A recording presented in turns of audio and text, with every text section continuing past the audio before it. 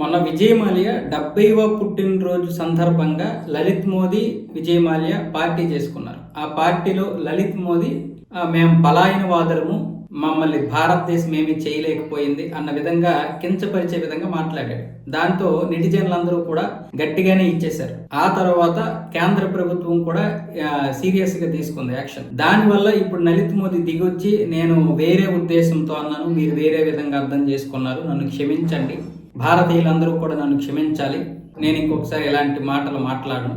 కాకపోతే మొన్న కూడా నేనేదో కించపరిచే విధంగా మాట్లాడలేదు, అలా అర్థం చేసుకున్నారంటూ ఏదేదో వివరణ ఇవ్వబోయాడు. ఖచ్చితంగా ఆ కించపరిచే విధంగానే మాట్లాడాడు. కాకపోతే గోటం దిగేసరికి ఇప్పుడు మళ్ళీ దారిలోకి వచ్చి ఈ విధంగా చేస్తున్నాడు. ఇలాంటి వారిని దేశం తీసుకొచ్చి జైల్లో పడేయాలి. దరిద్రం ఏంటంటే లండన్లో ఇలాంటి వాళ్ళందరినీ కూడా రక్షించే చట్టాలు ఉన్నాయి. అందుకే ప్రపంచంలో ఎవడైనా సరే, ఏ నేరస్తుడైనా, క్రైమ్ చేసినోడైనా లండన్ పారిపోయి అక్కడ దాక్కుంటున్నాడు. ఏదో ఒక రోజు లండన్ ఒక క్రైమ్ సిటీ అయిపోతుంది. ఇప్పటికే అది క్రైమ్ సిటీలోకి అడుగు పెట్టేసింది. దాన్ని కబంధ హస్తాల్లోకి ఆల్రెడీ వేరే వేరే వర్గాలు తీసుకుంటున్నారు.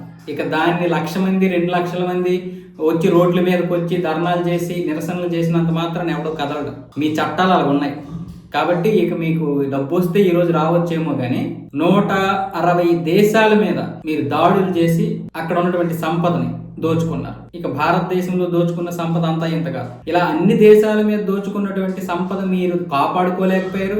దాంతో మీరు అగ్రరాజ్యంగా కూడా ఎదగలేకపోయారు. ఇప్పుడేమొచ్చేసి ఇలా క్రిమినల్ సంపదతో బ్రతకాల్సి వస్తుంది మీకు. అది కూడా ఇక పతనం వైపే వెళ్తుంది బ్రిటన్ కూడా.